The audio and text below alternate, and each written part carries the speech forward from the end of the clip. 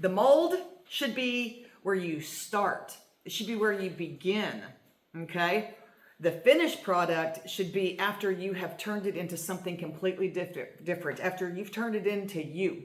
Good morning. As you can tell, I'm kind of set up on a different side of the studio today because we are going to have some mold inspiration today. This is going to be the first video and hopefully a very long series because I have a lot of molds. I'm going to go through them. Some of these will be for sale like we discussed earlier. We're going to talk about them and see what we can make out of them. So just because you have a boring mold doesn't mean it has to stay that way. We're going to combine them, change them, twist them, turn them into other stuff, add stuff to them until you have something uniquely yours. Let's get started.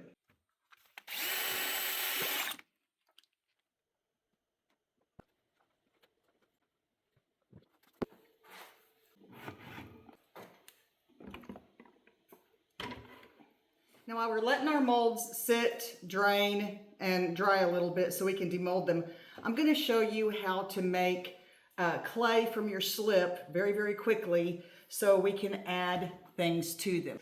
We want to use the same kind of material all the time. So being as this is slip, we need clay from the slip to add our appendages. If you have a plaster bat for reclaiming your wheel slop and you turn it back into clay, you probably already have one of these or several like most of us do.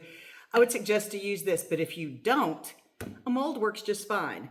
Just make sure you get a very big, thick mold because you don't want to pour it on these little ones and make them weak because it makes them wear out. So I wouldn't suggest this as a long-term solution, but it works.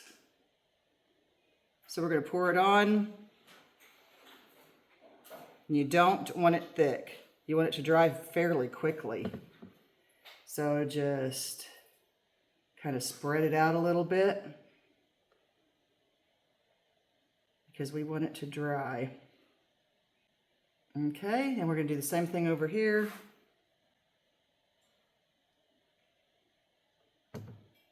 And just spread it out.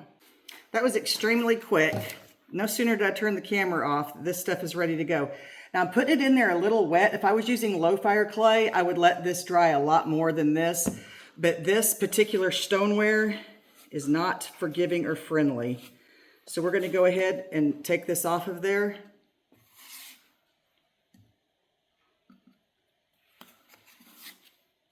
I'm going to put it in a Ziploc until we need it because this was very quick.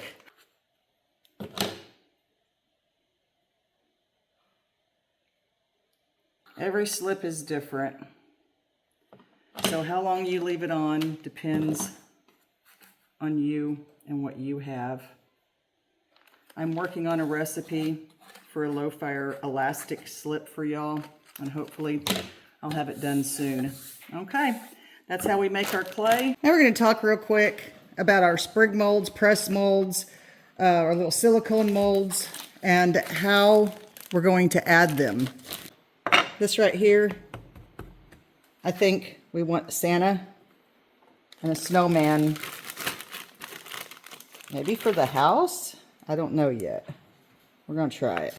Okay, so while it's in here, we're going to go ahead and score it and get them ready. Now that these have set probably around 20 minutes, maybe 30 minutes, we're going to test them to see if they're ready. The larger molds may not be ready yet. We may have to give them maybe another 20 minutes to see. But if they are, we're going to go ahead and open them up. So a good way to test is to see if this peels off with no problem. And it does. This was thick enough on here. It's not an issue. Now, one of these says do not fettle. So do not put your fettling knife in here and cut this out because it's probably part of the mold. So let's keep that in mind to kind of pay attention. Came out pretty good. Let's see. Okay, it was ready. So we're just going to rock it gently, pull it straight up, always straight up. And that's what we thought. That's our Santa. Slightly rock. And if it doesn't come out, leave it. Let it sit for another 10 minutes. You're not going to hurt nothing. I mean, if you're in that big of a hurry, free up your schedule. Just let it sit for just a minute.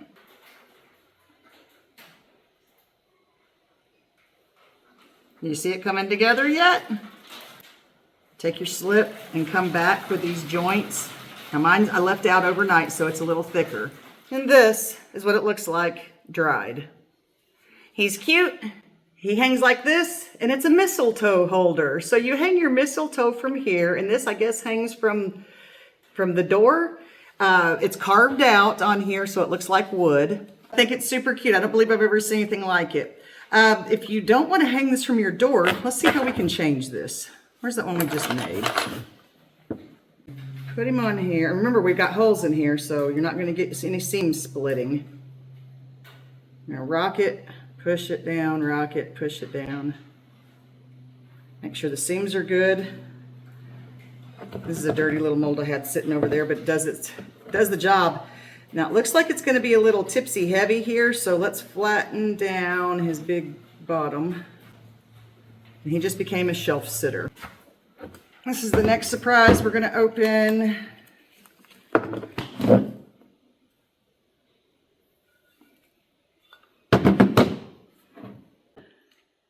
So here's Santa taking a bath. At least he took his boots off. I guess this is just decoration for the bathroom. It's got a little bit of design on the back. You see it's collapsing. This didn't stay in the mold long enough. The problem is this kind of slip, you can't let it sit in there. So, you know, kind of over a barrel there. So we'll pour it again with just like some low fire. And okay, now we're going to see if this one's ready. It looks like it is. This one, we're going to really use some imagination on. Let's see here.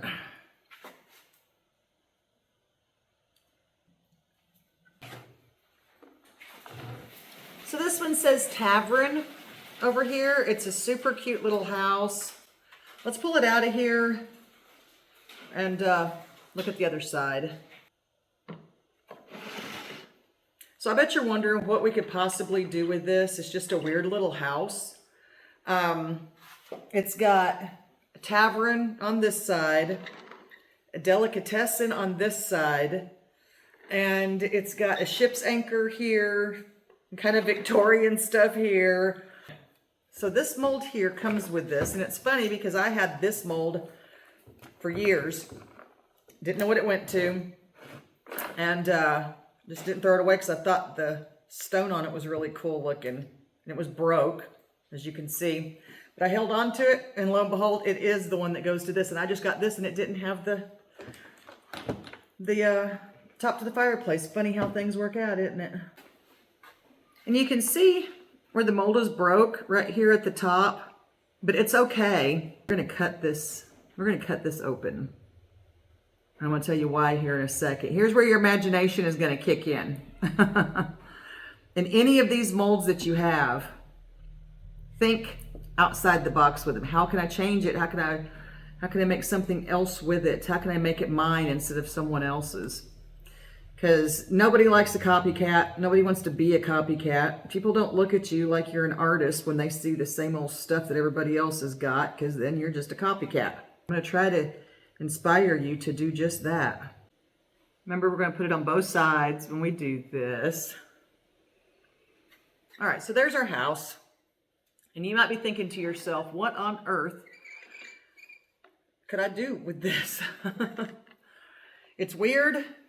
And not just this one, you know, but any of them. This one is just strange because it's got two sides to it. Maybe it went to a train station or a very large Christmas village. Honestly, I just don't know. I don't know. But here's what I see when I look at this, because I like to think out of the box. Here's what I see. I see lamps, of course, because that's what I do. It's how I keep this business in business, is I make lamps. And I see that on this as well. And I see two different kinds of lamps. I see a regular table lamp, this is a standalone. And I also see a very tall table lamp, like an end table lamp. For the small table lamp, I would do that like I put all of my lamps together with just the clip-in light. It takes a night light usually. But for something that's this ornate that I can do so much stuff with, I think this really is going to command a very large lamp. So when you look at this, I don't want you to see the house. I want you to see the possibilities. I can turn this into three things. I can turn this into a gingerbread house. for Christmas, and I could add the candies. I could also use this as a haunted house and put the ghosts in the window and paint it black and purple and, you know, make something creepy coming out of the fireplace. Just looking at it, I could also do a Harry Potter-esque lamp. No copyright infringement. I said esque, Harry Potter-esque. So we could take this one that we poured earlier, this dragon, and cut the base of the dragon off, probably from here to here, and make it attached to the fireplace, maybe like it's coming up.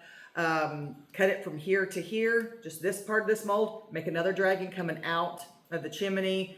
Maybe break one of these windows and only cut it from here to here. Well, no, probably from here to here and leave the wings on it and make another winged dragon coming out. And that was just with one mold. We could do all of that. We could also cut the door, crack the door a little bit open, make something peeking out of the door. There's just so many things that you can do. Don't limit yourself to the mold. The mold should be where you start. It should be where you begin, okay? The finished product should be after you have turned it into something completely different, after you've turned it into you and put you into it. I'm not going to show you and go through all of that. I want you to do that. So now you see the interesting process of brainstorming a mold, looking at the shape of it, and seeing what you can turn it into. So to wrap up today, we had a mistletoe hanger that we flattened the bottom, and we have turned it into a shelf sitter so we can put a ribbon coming down it, and we can pin all of our Christmas cards, or we can put our stocking on it. We had a bathing Santa, which I'm still not sure about yet because it doesn't have any really good qualities to it except for this mirror. Now, I might be able to take that mirror out and use that mirror for something else. And then we have this strange building, Tavern Delicatessen, but I'm going to make very large lamps out of this. Well, I hope I inspired you all today to look at your molds a little differently. Just remember, we start with a mold. This is not what we end up with. We end up with a work of art by the time we're done. Just to let you know that down below, not in the comments, but in the show notes, so if you click more and you open up the description of the video, I went ahead and set up a Facebook, Instagram, TikTok, all the ones that I have been avoiding. I went ahead and set all of those up, so if y'all want to get on there, I think I've got an X, Pinterest, a bunch of different ones. They're all brand new. So if y'all want to go over there, then you can show me pictures over there too, because I think people are having a hard time finding the community tab here on YouTube. So if you want to go over there, then you can post pictures and you can talk to me personally and tell you what I think about your molds, give you some inspiration if you get stuck, just whatever. There'll be a little different content over there, but not much. Probably just some shorts and stuff like that. Most of everything is going to be over here. All right, I'll see y'all later. Bye. My closet's full of fabric I'll never use. Bought 10 more bolts, what's my excuse? I've got washi tape from every store, and yet somehow I still buy more. Buttons in jars, beads in tins, ribbon rolls taller than my trash bin, 1,000 paints all slightly blue, and yes, I swear I'll use them too. I'm a craft supply hoarder and proud to say I might need that yarn again someday. Paper, stickers, vinyl sheets, I got enough to pave the streets. I'm a craft supply hoarder and proud to say someday. Feathers, sequins, resin kits, half the time I forget it exists. Macrame cords and tangled piles, sewing notions stacked for miles. Scrapbook paper, hundreds thick, all too pretty to ever pick. Polymer clay from 2009, still good, I tell myself it's fine. Candle wax and soap molds too, I'll get to them and make something new. I'm a craft supply hoarder and proud to say I might need that yarn again someday. Paper, stickers, vinyl sheets, I've got enough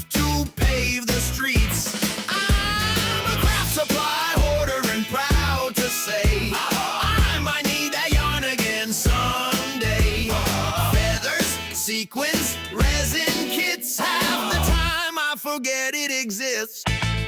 Glue sticks, jewels, popsicle sticks, stamp pads, beads, embroidery threads. My sweetie sighs, please put it away.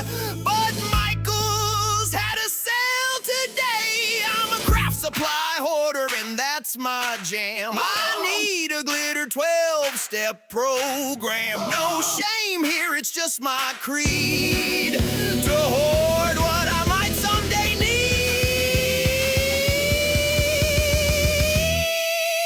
I'm a craft supply hoarder and proud to say, I might need that yarn again someday. Paper, stickers, vinyl sheets, I got enough to pave the streets. I'm a craft supply hoarder and proud to say, I might need that yarn again someday. Feathers, sequins,